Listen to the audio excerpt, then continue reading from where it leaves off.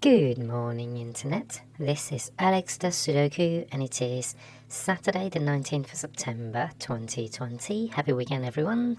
And we have another New York Times Sudoku, medium Sudoku for you today. And we're going to do a normal Sudoku with pencil markings using Snyder notations. So, well, to start with, I can already see a 1 locked in here because of these two 1s. And I can see a 1 locked in here because of these two 1s and that one over there. Oops. And can we do anything else? We can't place any more 1s, but we can start... Actually, we can place a 1 over there, but let's do some pencil marking first to get there. So this 1 and that 1 locks a pair of 1s over there. So under Snyder notation, we only pencil mark where we can only see two candidates within a cage. So here we've got 1, 1 and 1 locking a pair of 1s. So these 1s, since they're lined up in a row, they form what's called a pointed pair, and pointed pair has the property of locking the cell, the number, from being available outside of the cage within the same dimension. So in this case, these two are locked in row number 6 within the cage, but it also locks it within these two cells within row number 6, basically, because they have to be in one of these two cells within this cage. Therefore, it can't be anywhere else. So that actually helps us place another 1 there, because we're basically looking in the direction of the 1, and with a normal 1 looking the same direction, and then we see where they interact with the columns. And I draw kind of lines with these 1s, and it locks another 1 over there. So hopefully that's not too complicated to understand. So let's move on to 2s. I've got these 2s locking these two columns, and that 2 locking that row. So I've got another pair of 2s that I can pencil mark in. I've got a 2 there, but I'm left with 3 possible candidates in both of these cages, and I shall leave them alone, basically, because if there are more than 2 candidates under Snyder notation, we typically don't fill them in. So these 2s and that 2 locks a pair of 2s over here, and this 2 and that 2 locks another pair of 2s over here, and that's all the 2s that we can do. So what about 3s? Well, we've only got 1 3, so we're just going to look around and see if they interact with any cages in such a way that we have 2 candidates and we don't. By the way, when I say cages, I hope it makes sense that I'm talking about a box of 9 digits, basically. Some people call them boxes, but I worry that everything is technically a box. The whole thing is a box. This is a box. This is a box. So I thought cage just sounds a bit easier to differentiate. There are no misconceptions, basically. There are no kind of I don't know, ambiguity in terms of what it means. So let's move on to 4s. So I've got these 2 4s locking the columns, and this 4 locking the row. So I've got another pair of 4s over there. So these 2 4s locks a pair of 2 4s over there. This 4 and that 4 also locks a pair of 4s over here. And I think that is all the 4s I can pencil mark in. So moving on to 5s, I've got a pair of 5s I can put in because of these 2 5s. These 2 5s locks a pair of 5s over there. These 2 5s locks a pair of 5s down here. And I think that's all I can pencil mark in. So let's move on to 6s. 6s, I've only got 1 of them. Now, that's interesting because I've only got 1 6 and I've got 1 3. So these 2 are both weak numbers. So what I like to do is look at where they interact. It's not typical that I would find them so early on, like during the first round of pencil marking, but since there's only 1 of them, it's quite easy to identify that they're weak. So I like to look at where they interact and see if there's a naked number in there, naked single. So let's see, I can see a 1, 2, 3, 4. I can't see a 5 in this cell, but I can see 6, 7, 8, 9. So therefore this cell has to be a 5, because basically the reason it's called naked single, in my opinion, is because imagine you've got pencil markings in for every single number. So you just span out, I can see a 1, 2, 3, 4, can't see a 5, and I'm basically stripping it naked, 8 and 9, until it's down to a single number, and therefore it's a naked single, and I can place it basically. So that's my theory of why it's called that. And I tend to explain in hard Sudokus why I use weak numbers and why they interact, but the idea is it just has a high probability of hiding a naked number basically, because if you think about it, if you pick any cell within the grid, chances are the weak number are candidates. If I look at all the possibilities, I'm probably at least going to be left with 3 and 6. So I can see a 1, 2, I can't see a 3, so 4, can't see a 5, 6, and 7, 8, and 9. So you can see 3 and 6 are already in there, but in most cases I'll be left with a 3 and 6. So by looking at the cells that interact with the 3 and 6, I'm basically optimizing my probability that I'm going to find, I'm taking those two numbers out basically. So similarly, I can look at this cell as well, because this sees a 6 within a cage and a 3 on the columns. So 1, 2, 4, 5, 6, hold on, sorry, 1, 2, 3, 4, 5, 6, can't see a 7, I can see an 8, but I can't see a 9, so this is 7 and 9, but you notice I've stripped away most of the probable numbers.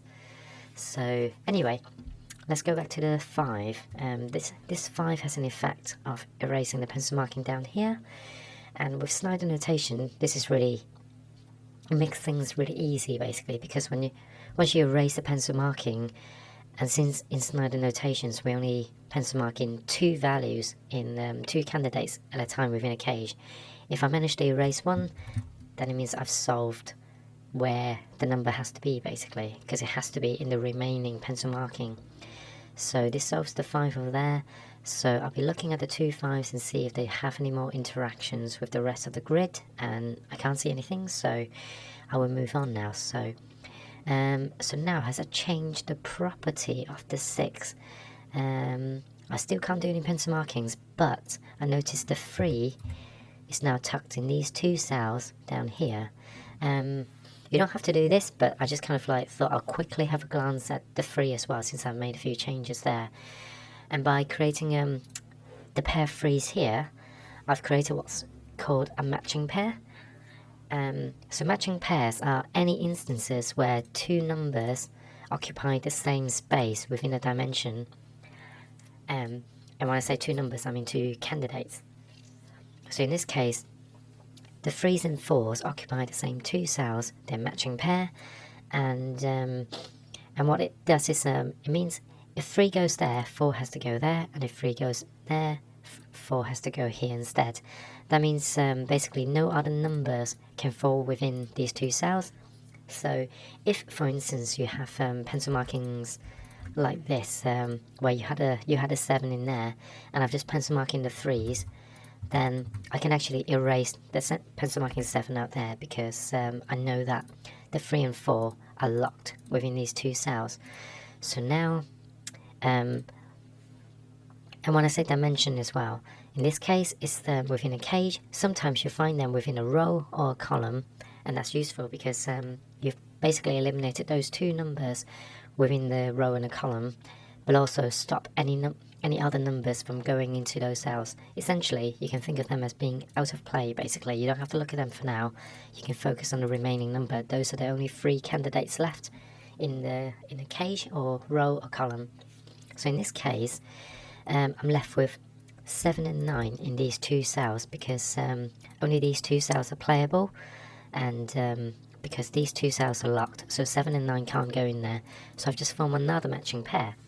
So again, once I form these, one of the properties, 7 and 9 can't go in these 2 cells anymore, and no other numbers can go in these 7 and 9. So I've reduced the playable numbers from 4 to 2. So these have to be, in this column, they have to be, let's see, they have to be 8 and 6. 6 and 8. Unfortunately, I can't do anything with that, because I can't see any 6 or 8s within these 2 cells. So I can't resolve them just yet, but it's just useful to know that this is what matching pairs do, basically. And a lot of the times you solve a puzzle because of a matching pair, but sometimes it's matching triple. So let's carry on with the grid. I was on 6s before, so let's look at 7s now. Well, 7, these two 7s locks a pair of 7. Well, actually, this 1 7 does that on its own. So 7, well, these two 7s still has the property of locking a 7 over here anyway. So these two 7s now locks a pair of 7 over here. And let's see, these two 7 also locks a 7 down here. Now, why do I know?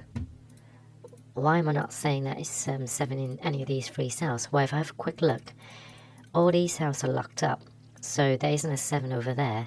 So 7 has to be on the bottom row somewhere, but these 2 columns are taken up by the 7s, so I know the 7 has to be locked down here, basically. So I think that's all I can do with the 7s. So let's move on to 8s. 8s, I've got a pair of 8s over here because of these 2 8s and that 8. And let's see, I've got another pair of 8s there because of these 2 8s and that 8. And I think that's all the 8s. So what about 9s? 9s. So this 9 locks a pair of 9s over here, and that's really useful because that forms, if you remember at the start of the video, this forms a pointed pair, so no 9s can go on the same row outside of these 2 cells. So that can't be a 9 anymore. By erasing that, I can place a 9, and by placing that 9, I've also erased a 7, so 7 goes here now. So with that 7, I can lock a 7 up here as well, and this 7 now erases that 7, forcing a 7 there, which erases an 8, so forcing an 8 there. So a lot is going on now. So these 2 8s locks a pair of 8s over here, but I've got an 8 down there as well, so that's an 8. And now another 8 is locked in there because of this 8. So these 2 8s, along with that 8, locks a pair of 8s over there. So that was a big chain reaction. So let's rewind back to the 8 over there, and I deduced that because of the 7. So does a 7 do anything else for us? 7... yes, it locks a 7 over there because that 7 locks that column, this 7 locks this column, and this 7 locks that row. So, oops, 7 has to go in there, and I just erased a 1, so I can place the 1 in the remaining pencil marking, and I just erased a 5, so I can place a 5. So this is kind of the power of Snyder notations, because you have a tendency of erasing pencil markings as you go along, and as you do, you can place numbers. So this 5, I don't think it does anything for us right now. So what I'm going to do is look at the 1 instead. The 1 cleans the pencil marking up there, so places another 1. Does it do anything else? No, all the 1s are done. So does this 7 do anything else? Yes, this 7 cleans that pencil marking, forcing another 7 there. So now all the 7s are done as well. So we've made huge progress by just looking at that 1 7. It's created a huge chain reaction that solved a lot of digits for us, and that's the power of Snyder notations, basically. Before I move on to 8, let's observe this column. There's only 1 cell left in this column, so it has to be 1 number, and in this case it is a 6. So now 6s aren't so weak anymore. We've got 2 6s now. In this case, I've also got 2 numbers left, so we might as well pencil mark them in, because if there are 2 cells left, there has to be 2 candidates, and in Snyder notation, we can pencil mark them in quite happily. So these are 6 and 9s. So these 9s are useful because that locks a pair of 9s up here, but I've got 9 locking that cell, so that forces a 9 in there. So these 2 9s forces a 9 up there, and this 9 unlocks the 9 and places another 9 down here. I just realised I had already been looking at 9s anyway. So these 2 9s locks a pair of 9s down here, but if we look at the row, I've only got 2 numbers left anyway. Now normally, so let's see, for instance, in these 2 cells, I've got 2 numbers left on the row, but I won't pencil mark them in just yet. I would basically try and resolve it, and if I can resolve it, I'll resolve it. if I can't, I don't pencil mark them in that way, because if I do, then it breaks the rule within the cages themselves, basically, because if I pencil mark these in, then I've not pencil marked in that particular value within the cage, and it can get confusing because I only have one occurrence of it. Whereas if they fall within the same cage, then I can quite happily pencil mark them in without interrupting any of the kind of notations at all. So these 2 3s, do they do anything for us? No, they don't. So I've got another pair in here because of this cage. So these have to be 3s and 6s, and that's useful because these 3s knocks out, as a pointer pair, it knocks out that 3, so I can take out that 3 and force the 3 over there. So I can erase the pencil marking, but typically what I do is, I know this is a matching pair, so if that's not a 3, it has to be a 4, and that has to be the 3. So now this 4 unlocks the 4 up there and places a 2. And now I've only got one cell left within this column and the cage, and it's a 3.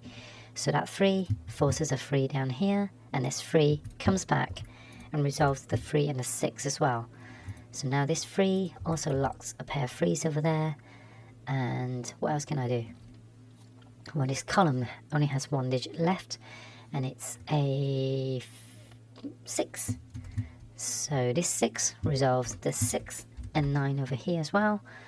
That 9 forces a pair of 9s down here. So I'm kind of speeding up a little bit now because I think we've gotten to a stage where if you're methodical, you will resolve the whole puzzle. But I'm just trying to, I don't know, I'm just kind of naturally following the chain reactions. So I guess at this stage I'm just like showing you how you typically solve the puzzles. So in this row, there's only one value left, and it's a 6. So I'm sure this 6, yeah, this 6 unlocks a 6 down here because of that 6 and these 2 6s. So now they also lock the final, no, that's not the final 6 yet, but it locks a 6 there because of these 6s taking up the rows and that 6 taking up the column. In here I've got a 16 to that cell, so that's a 6 as well, and this is a 2. These are 5s and 3s.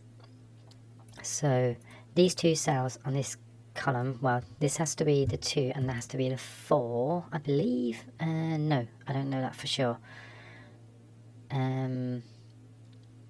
So let's leave that for now. Yeah, I can't resolve that just yet. In fact, I've got 2s locked in these 2 cells because of that 2. So I've created a matching pair that forced the 3 out of that cell. So that's the 3. So with that 3, I've locked another pair of 3s over there. So this is interesting because I've locked the 3 in columns 8 and 9. And if I look up, I've also got 3s locked in columns 8 and 9. Well, 3 has to go in column 7 somewhere, and it has to be the remaining cage. So that's another way of solving it. Another way of seeing this is if you look at the whole column, you see this cell sees a 3, this cell sees a 3, this cell sees a 3, this cell sees a 3, so the 3 has to be down here. But with just neither notation, it's useful to, when you notate something, to have a look.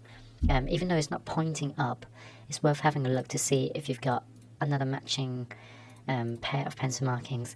It forms what's essentially called an X-wing. So these 3s forms an X-wing, meaning 3s can't go in any of these cells anymore. So that also takes out the 3 and forces the 3 over there. But I tend to just kind of think of the opposite way. I just immediately jump to the column that a 3 can be, basically. So the 3 and the 9 are resolved. So this 9 takes out the pencil marking 9 over there. And that, I think, is all the 9's done. So, what else can I do? Let's see. Well, that's a single number here. And that is a 4. And if that's a 4, then this can't be a 4 anymore. So the 2, 4 are resolved. And this can't be a 2 anymore because of that 2. So 2 is there. That just erased an 8. And that erased an 8. So this 2 also... Oh, yeah. That 2 has already been erased. So these 2's... Oh, let's just look at this this row. I've only got a 5 remaining, so let's place the 5. That 5 erases the 5 up there, so 3 and 5. And that 3 forces the 3 over there. So this has to be a 4 now. And finally, we have a 5 locked in the final cell. So that's today's medium New York Times Sudoku. I hope it's been useful. Please like and subscribe if you find these useful. I am trying to kind of help beginners on Sudokus as well. So otherwise I shall see you tomorrow. Bye!